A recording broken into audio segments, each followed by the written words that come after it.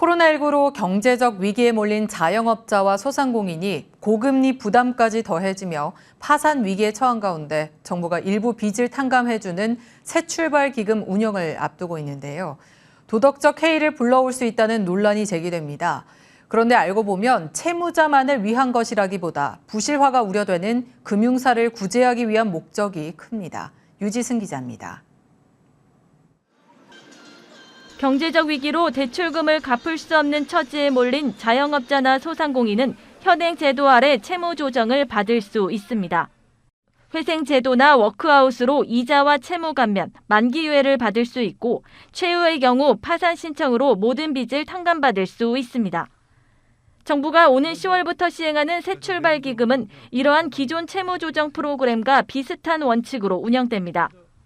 이번에 새로 새출발 기금 때 만든 제도가 아니라 이미 법원에서도 채무탕감 제도가 있고, 그런데 거기서 채무탕감을 어떻게 해주는가 어떤 기준이 있고 그 제도가 있기 때문에 그 기준에 맞추어서 하겠다는 게 이 제도의 취지고, 차이점은 채무자가 회생이나 워크아웃, 파산을 선택할 경우 그 손실은 금융권이 모두 부담하지만 새출발 기금은 정부 예산, 즉 세금으로 보전된다는 점입니다. 채무자 입장에선 갚지 않은 돈을 누가 부담할지 여부와 상관없이 자신에게 유리한 채무 조정 프로그램을 선택하면 됩니다. 새출발 기금의 경우 운영을 맡은 캠코가 금융사로부터 90일 이상 연체 채권을 미리 매입해주기 때문에 금융권 입장에선 불확실한 미래 손실 위험을 줄일 수 있습니다.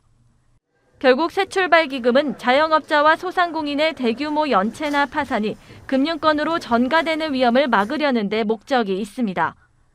현재 금리 상승기에서 이에 따른 원리금 상환 부담이 커지지 않도록 자영업자를 중심으로 한 지원은 필요하고요.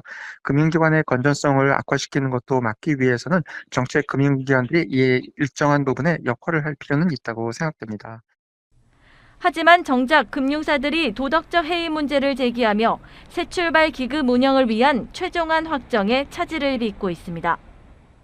금융권은 캠코의 부실 채권을 매각할 때 기준 가격을 더 높여줄 것과 탕감률을 낮춰줄 것 등을 요구하고 있습니다. 이에 대해 금융위 측은 시장 가격에 기반한 공정가치 평가를 기준으로 하며 원금 감면은 매우 제한적으로 이뤄진다고 말합니다.